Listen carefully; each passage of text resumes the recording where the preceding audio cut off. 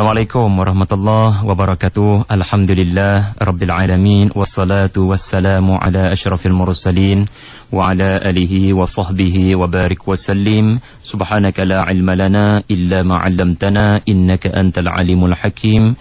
Wa la haula wa la quwata illa billahil aliyil azim. Terima kasih Ustaz Syafiq, DJ kita pada petang ini. Seluruh sidang pendengar yang komited dengan segmen Ibrah, terima kasih, dan mudah-mudahan segmen ini memberikan manfaat pada kita semua insya-Allah.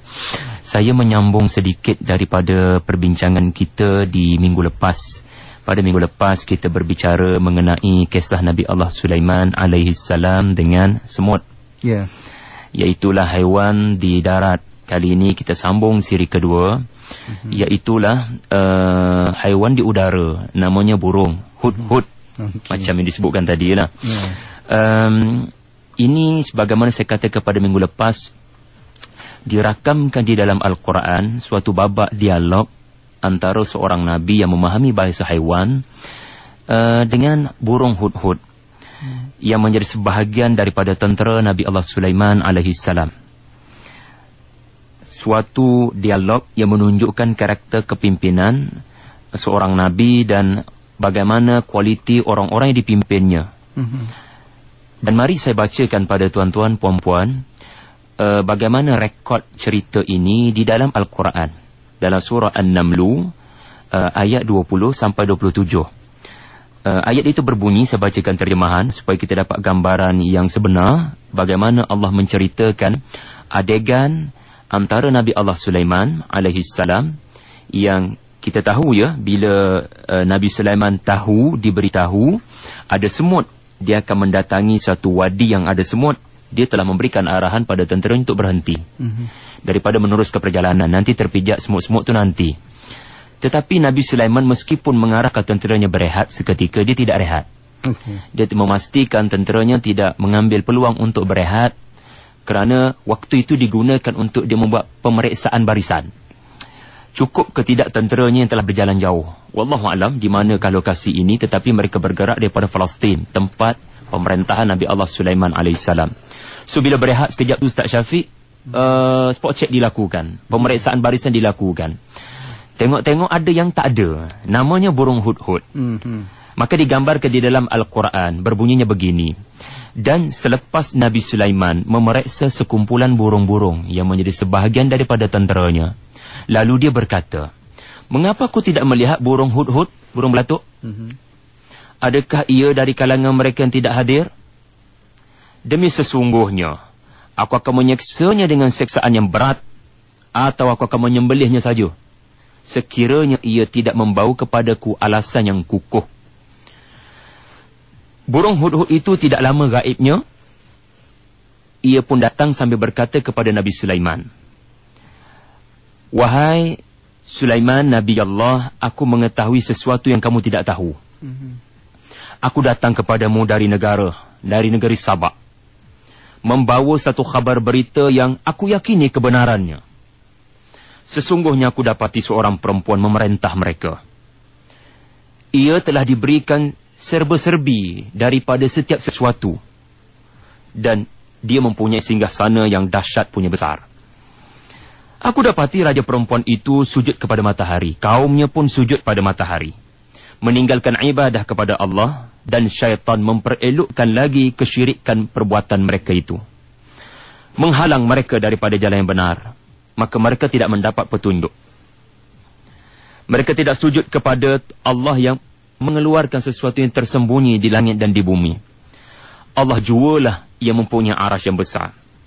Nabi Sulaiman pun berkata, kami akan fikirkan dengan sehalus-halusnya laporan kamu. Adakah kamu benar atau kamu dari kalangan orang-orang yang berdusta? Wallahu a'lam.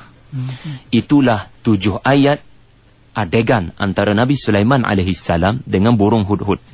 Tuan-tuan, puan-puan sidang pendengar yang dirahmati Allah, inilah silibus kepimpinan Rasulullah SAW. Nabi belajar ilmu memimpin bukan daripada Sokrates, bukan daripada Plato, bukan daripada Greek, bukan daripada mana-mana guru. Nabi belajar di Mekah. Ayat ini ayat Makkiyah. Surah An-Namlu adalah surah Makkiyah. Nabi dibentuk, dididik untuk belajar daripada Nabi Sulaiman dan belajar daripada burung hudhud. Soal kepemimpinan dan soal kepengikutan.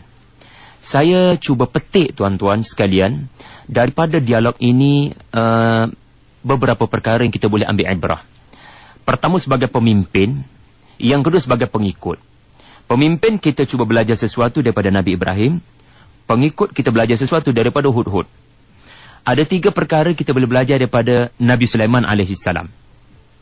Pertama, daripada ayat yang saya bacakan tadi. Nabi Sulaiman adalah seorang pemimpin yang sangat-sangat mengambil berat tentang orang-orang di bawahnya. Apatah lagi orang-orang penting yang diamanahkan dengan tugasan sepenting perisikan, sepenting penyiasatan yang ditugaskan kepada burung hudhud. Tiba-tiba tak ada. Kita kena ingat ya, himpunan ini himpunan yang terlalu mega, lebih besar daripada Karnival Mahabbah. Jumlah yang terlalu besar. Saya katakan minggu lepas, ada manusia, ada jin, ada burung, ada angin, ada haiwan, ada syaitan yang ditundukkan Allah SWT kepada Nabi Sulaiman. Jumlah bala tentera yang terlalu besar sedang bergerak diarahkan oleh Nabi Sulaiman menuju ke kota-kota untuk diislamkan. Negara-negara untuk ditundukkan pada syariat Allah. Tiba-tiba sekecil burung hudhud itu dikenal pasti tak ada. Begitu telitinya Nabi Sulaiman dengan sekecil-kecil hudhud, tapi pada matanya sangat besar peranan hudhud. Tiba-tiba tak ada. Tetapi di sebalik ketelitian Nabi Sulaiman, tuan-tuan dapat saksikan tadi cara dia bertanya kepada hadirin tenteranya tidak menunjukkan dia bersangka buruk. Macam kita, kalau kita ada persepsi buruk pada sesetengah orang di bawah tanggungjawab kita, mungkin uslub kita tak sama dengan uslub Nabi Sulaiman. Mana Mamat ni? Selalu aku tengok tak ada. Tak ada pula hari ni. Mana dia begini? Uslub kita tu dah menunjukkan kita dah ada persepsi negatif pada dia. Tetapi Nabi Sulaiman, dia berkata, "Inni la aral hudhud am kana minal ghaibin." Aku tak nampak hudhud ni. Adakah dia tergolong daripada orang-orang tidak hadir? Kan sopan. Kan tidak ada prejudis, tidak ada persepsi di situ. Dan ini yang pertama, watafaqqadat tayr. Dia sangat cakna, sangat mengambil berat. Yang kedua, kita tengok ya ketegasan. Nabi Sulaiman menunjukkan ketegasannya dalam bentuk dia mengingatkan semula polisi pemerintahannya.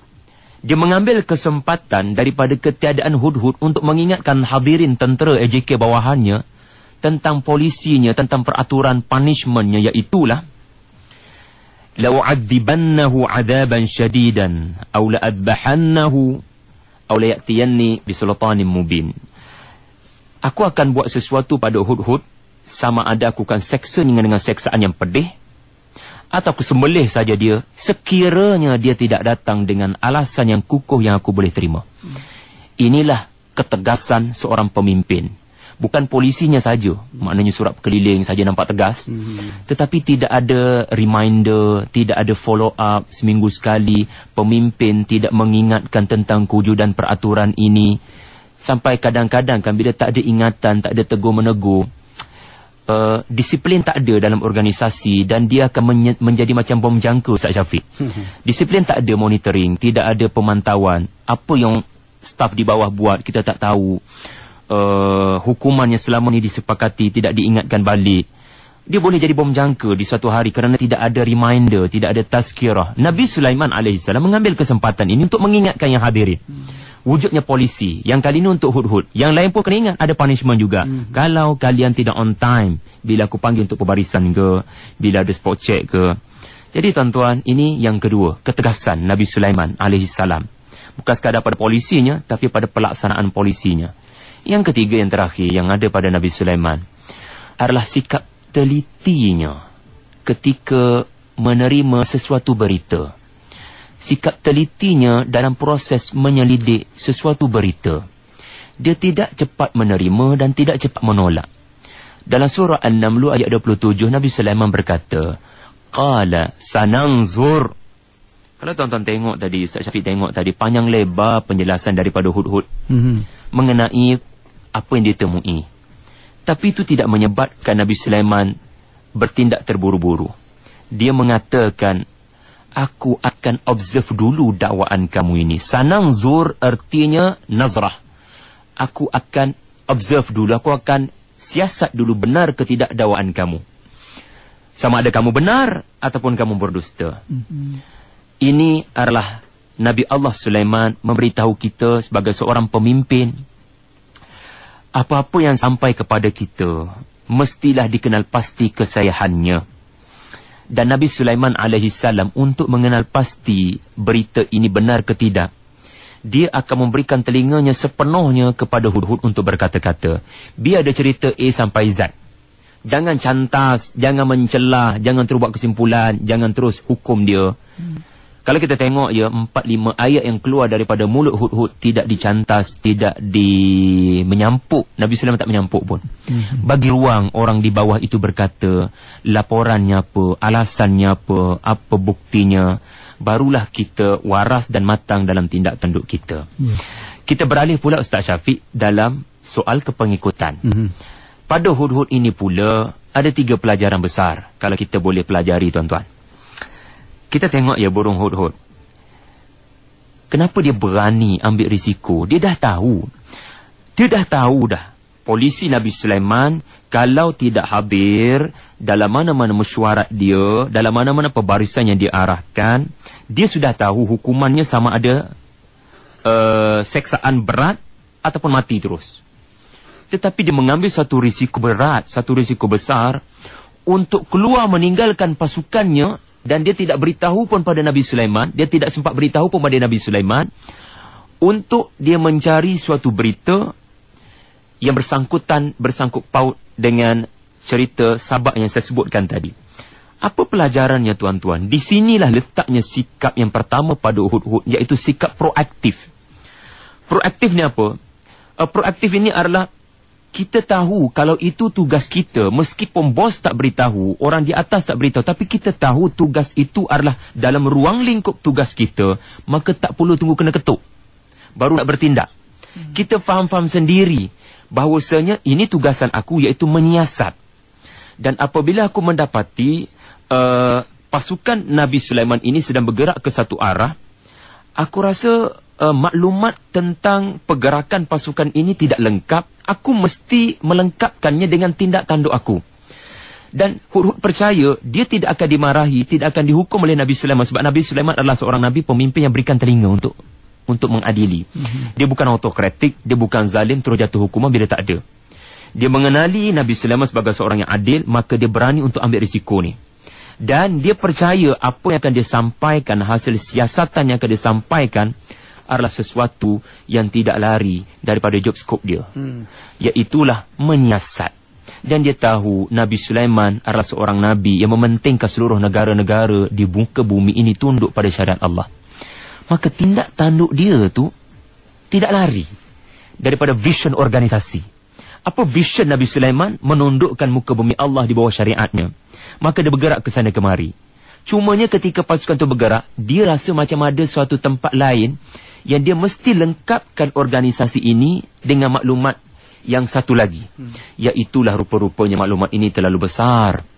Cerita mengenai sebuah negeri Sabak yang disebut oleh, kalau tak silap saya bila saya baca Tafsir Tabari, dinyatakan di situ negara yang terkaya dan terkuat pada waktu itu. Maka berita ini sangat besar kepada Nabi Sulaiman. Artinya apa tuan-tuan? Artinya di sebalik polisi tegas, peraturan yang ketat, namun bagi hudhud dia melihat secara positif. Ya, kalau kita buat silap, kita kena hukum lah. Tetapi itu jangan menghalang kita untuk bertindak secara proaktif. Iaitulah kita cuba sedaya mungkin jayakan kerja kita sehabis baik, meskipun di luar daripada kerangka yang asal. Hudhud terlalu dahagakan maklumat. Dia suka menyiasat, R&D lah tu lebih kurangnya. Dan dia percaya masih ada lagi kalangan negeri dan negara yang belum menerima tauhid. Maka dia bersungguh untuk mencari negara mana tu. Dan ternyata dia pulang kepada Nabi Sulaiman bukan dengan tangan kosong. Dia pulang dengan hasil yang berbaloi. Dibawa pulang sehingga Nabi Sulaiman alaihissalam melakukan tindakan dengan mengutuskan surat bagi mengesahkan benar ke tidak apa yang dilaporkan oleh burung hudhud. Ini yang pertama sedang peringat, di mana hudhud melengkapkan organisasi Nabi Allah Sulaiman alaihissalam. Yang kedua kita belajar daripada hudhud adalah sikap berani mengambil risiko. Ya, mana tak berani tuan-tuan? Ini soal berdepan dengan maut. Hudhud akan berdepan dengan punishment maut. Tetapi kerana dia percaya kerja buatnya ini adalah kerja buat yang Nabi Sulaiman mesti tidak akan marah. Sebab ia adalah kerja buat mendapatkan maklumat negeri yang belum lagi tauhid kepada Allah Subhanahu Wa Taala. Maka dia berani mengambil risiko. Ini sikap pekerja, sikap orang bawahan, sikap orang-orang sukses, iaitulah berani mengambil risiko, berani kerana benar. Kerana percaya misi tauhid adalah misi besar bagi Nabi Sulaiman. Maka tidak ada salahnya pada tindak tanduk aku, iaitu burung hudhud. Yang terakhir, yang ketiga tuan-tuan, tidak lain tidak bukan adalah soal integriti seorang pekerja. Di mana hudhud dia tidak buat kepala sendiri ketika dia keluar daripada office hour dia tu. Keluar daripada pasukannya itu, dia, kita boleh nilai ya, Ustaz Syafiq sedang pendengar, daripada 4-5 statement di dalam ayat tadi yang menunjukkan betapa jujurnya hudhud melaporkan, betapa telusnya laporannya, betapa detailnya laporannya, betapa pentingnya apa yang dilaporkan itu, di mana dia melaporkan ke semua poin-poin penting yang seorang Nabi mahu tahu. Nabi Sulaiman orang yang sangat sibuk. Hudhud tahu cara nak memberitakan benda ni kepada seorang yang sangat sibuk. Dia tak bagi tahu benda-benda tak penting. Dia hanya memberitahu perkara-perkara yang penting. Dan hudhud dia tak berbelit-belit bila bos dia tanya macam tu. Saya jumpa orang tadi. Saya ada hal tadi urgent. Itu berbelit-belit. Tapi hudhud direct to the point. Apa dia tuan-tuan? Kita bacakan tadi. Nabi Sulaiman diberitahu oleh hudhud, kalau boleh saya simpulkan kepada 5 poin besar. Laporan disampaikan oleh hudhud dengan pendekatan yang sangat hebat supaya Nabi Sulaiman memberikan perhatian. Dia kata mula-mula sekali, uhidtu bima lam tuhid. Aku ada berita yang kau tak tahu. Aku ada sesuatu pengetahuan kamu tidak tahu, wahai Nabi Sulaiman. Satu, iaitu cara untuk membunuh terus persepsi negatif. Kok-koklah ada persepsi negatif, maka hudhud menyatakan, wahai Nabi Allah, aku bawa pada kamu berita yang kamu tak tahu. Confirm kamu tak tahu. Sebab tu dia kata, ji'tuka min saba'in binaba'in yakin. Aku mari daripada negara Sabak. Aku mari daripada negara Sabak binaba'in yakin. Dan aku sangat yakin ini adalah berita benar. Aku bukan bawa gosip. Aku bukan bawa berita yang tak dikenal pasti kesahihan. Sebab aku lihat dengan mata kepala aku sendiri. Very, very meyakinkan. Binaba'in yakin. Maka kamu kena yakin pada apa aku nak sampaikan ini. Dan masalahnya, sebagai seorang Nabi yang nak dengar satu berita. Apa masalahnya? Masalahnya adalah yang ketiga, dia kata, wajadtu mra'atan tamlikuhum. Aku lihat ada seorang perempuan yang dilantik sebagai raja mereka. Nabi Sulaiman mungkin tidak melihat ini satu masalah. Sebab seorang Nabi, masalah bagi seorang Nabi adalah bila ada orang tidak menyembah Allah. Sebab itu, hudhud, dia tidak pergi detail pada perkara-perkara yang tak perlu detail. Walaupun digambarkan, kalau kita baca apa yang disebut oleh, dinyatakan oleh Imam Hasan Basri dalam Tafsir Ibn Kathir. Imam Hasan Basri memang menggambarkan dengan detail bagaimana keadaan singgasana Arash Balqis ini begitu dahsyat. Di Yaman pada hari ini, tuan-tuan masih boleh tengok je tinggalan Sabak ini masih ada sampai sekarang. Dahsyat. Tapi hudhud hanya melaporkan simple je. Utiyat min kulli syai'in walaha 'arsyun 'azim. Selesai masalah. Dia diberikan segala-galanya dan arahnya begitu hebat. Sebab seorang Nabi, dia tak nak tahu benda tu.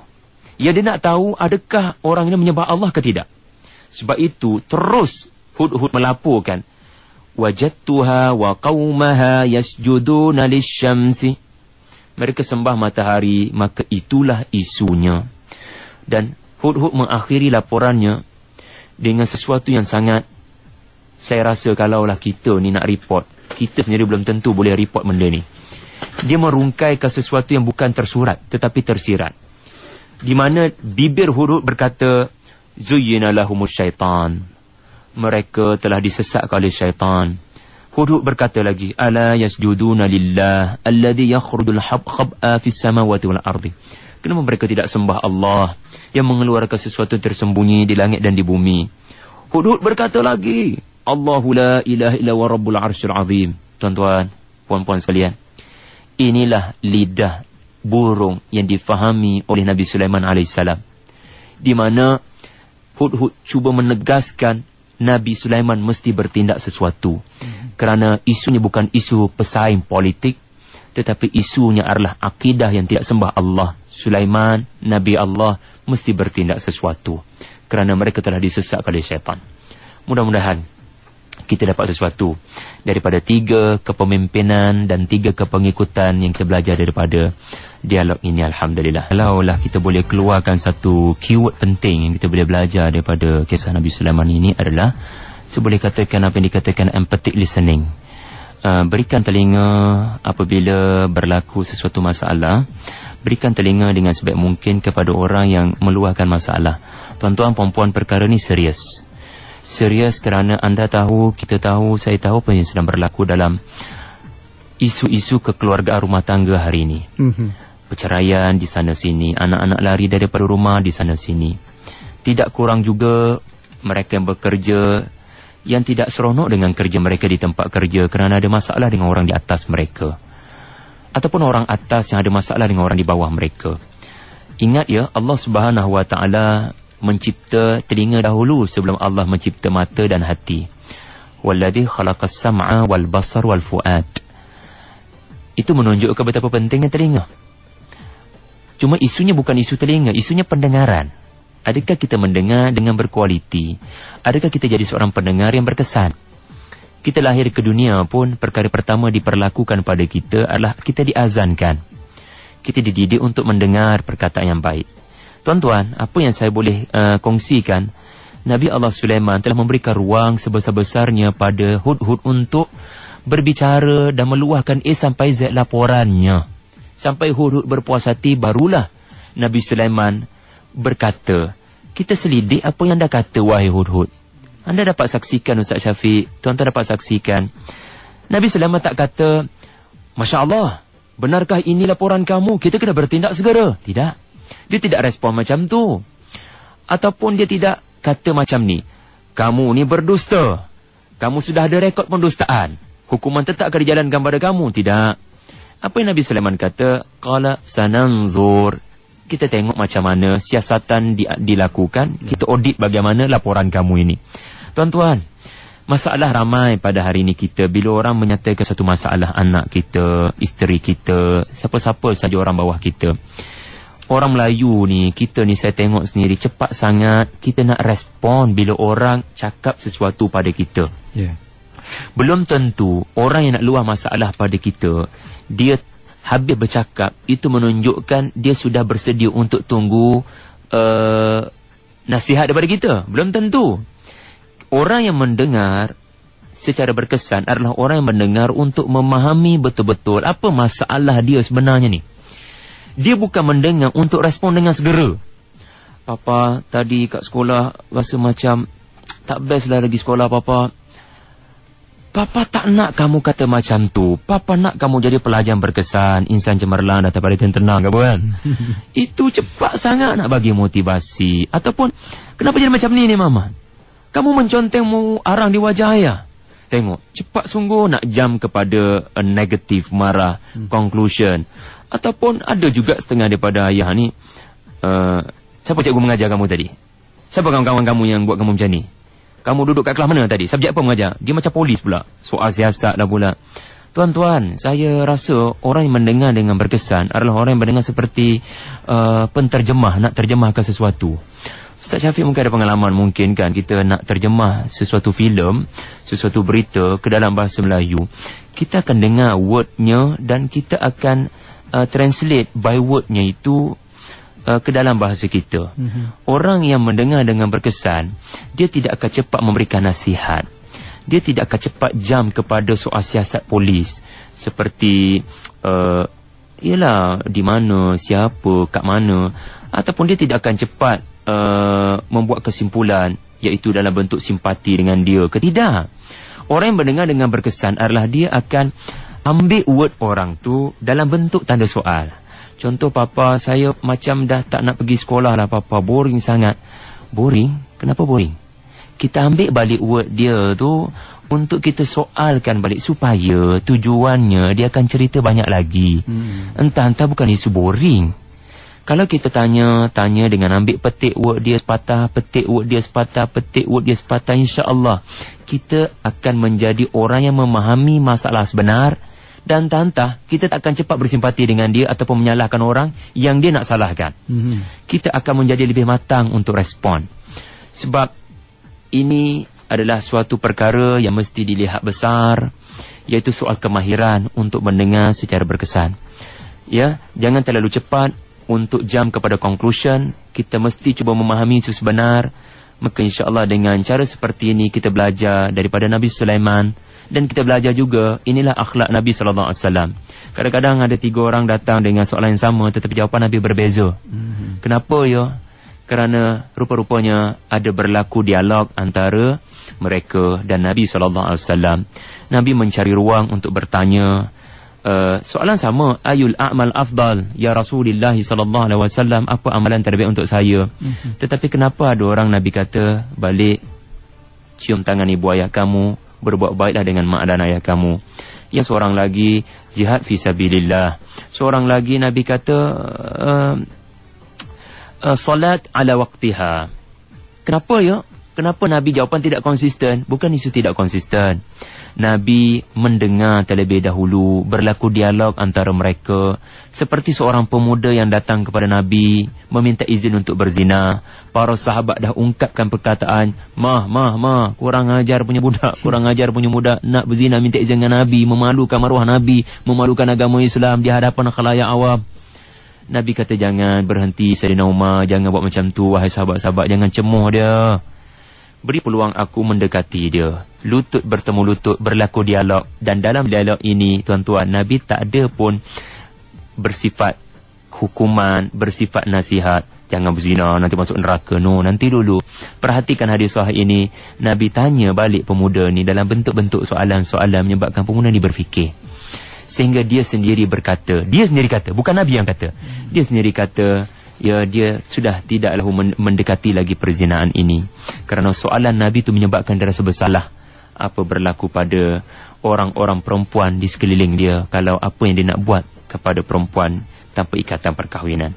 Wallahu a'lam Ustaz Syafiq. Okey, baik. Itu yang dapat kita kongsikan, nak menunjukkan bahawa penelitian dalam proses memahami, mendengar satu hujah dan ulasan adalah penting. Dan mungkin kita nak raikan rakan-rakan pendengar yang nak berkongsi pada waktu ini, 0362051500. Assalamualaikum, siapa di talian? Waalaikumsalam. Siapa di talian? Saya Muhammad Syarif dari Johor ni. Baik, Encik Syarif, silakan. Saya tanya Ustaz. Iya, saya. Apakah kisah binatang adalah cerita dalam Al-Quran? Dalam Al-Quran itu untuk manusia mengamalkannya. Terima kasih. Mengapa agaknya? Kisah-kisah Al-Quran yang dibicarakan di dalam Al-Quran, sedangkan Masya Allah, soalan yang bagus daripada Encik Syarif daripada Johor. Ya, memang ada surah semut, memang ada surah lebah, memang ada surah lembu. Kenapa ada binatang-binatang ini dalam Quran? Baik, kembali kepada persoalan yang lebih asas, Cik Syafiq ya. Cik Syafiq pula, Cik Syarif.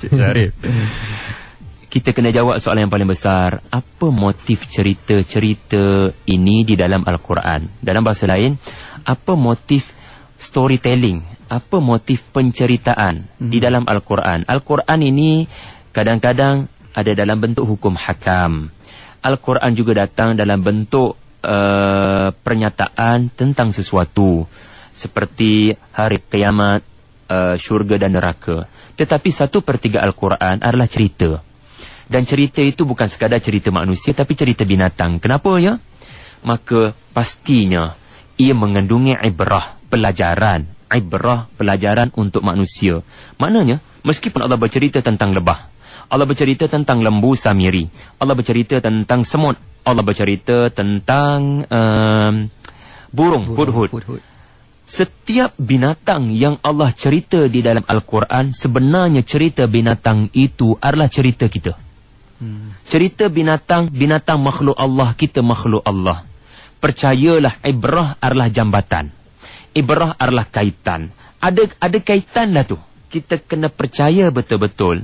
Kita kena gali, selidik khazanah, tafsir para ulama dan penemuan saintifik.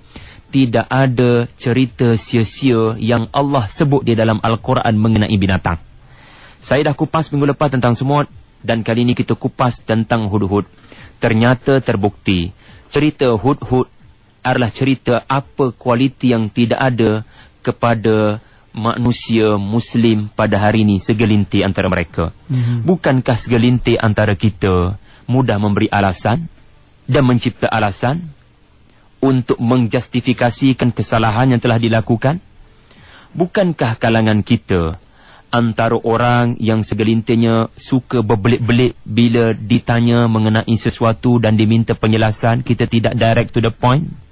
Bukankah kalangan kita ada yang hanya bekerja ikut apa yang disuruh bos, maka apa yang bos tak suruh tetapi sebenarnya dalam gambar besar bidang tugasan dia tak buat, dia hanya tunggu kena ketuk kepala je? Ada tak kalangan kita segelintir manusia yang tidak mengambil berat pun tentang masa depan dakwah Islam ketika seekor burung memikirkan tentang masa depan dakwah? Tuan-tuan percayalah, hudhud adalah cerita kita. Tengok burung, tengok kita. Tengok semut, tengok kita. Tengok lembu, tengok kita.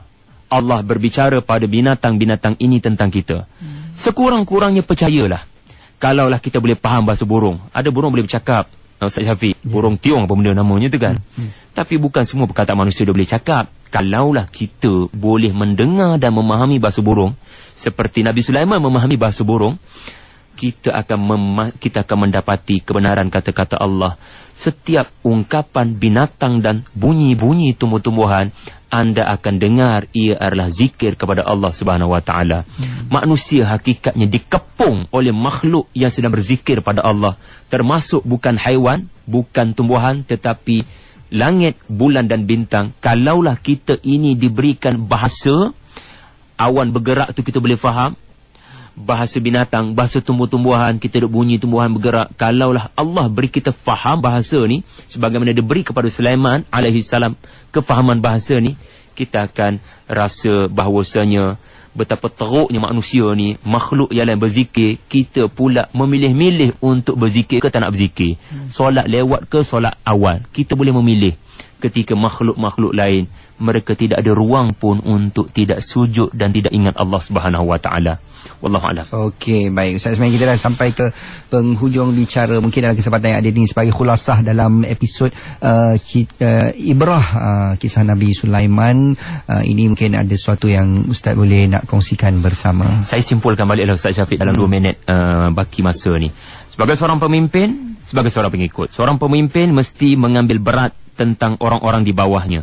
Bukan wujudan tubuhnya sahaja, tapi fungsinya mesti diambil berat supaya mencapai objektif organisasi. Kalau dia tak ada, mesti diberikan pendengaran, hearing, mesti diberikan pengadilan, mesti didengari apa hujahnya, dan kalau didapati bersalah, polisi tegas mesti dikenakan supaya dia belajar daripada kesilapan. Dia tak boleh lembik. Kalau pemimpin lembik, orang akan jatuhkan kita, orang akan pijak kepala kita. Sebagai seorang pengikut yang berkesan adalah pengikut yang tahu untuk bekerja dengan teruja, dengan rasa seronok. Dia percaya tak semua perkara perlu bos bagi tahu. Kadang-kadang dia tahu apa yang dia patut buat selagi dalam orbit kerjanya. Yang kedua, kena berani ambil risiko. Tidak ada keberanian artinya tidak ada benda luar biasa akan berlaku pada organisasi. Dan yang ketiga, jangan jadi manusia yang suka memberi alasan. Kerana Allah SWT membalas kita pahala dosa di tempat kerja berdasarkan integriti kita di tempat kerja. Apa yang kita report, apa yang kita laporkan sebenarnya menunjukkan apa yang kita buat secara terperinci di tempat kerja. Kalau kita main banyak goreng, kita banyak bagi alasan, nampak sangat kita tak buat kerja sepatutnya di tempat yang kita diamanahkan. Wallahualam.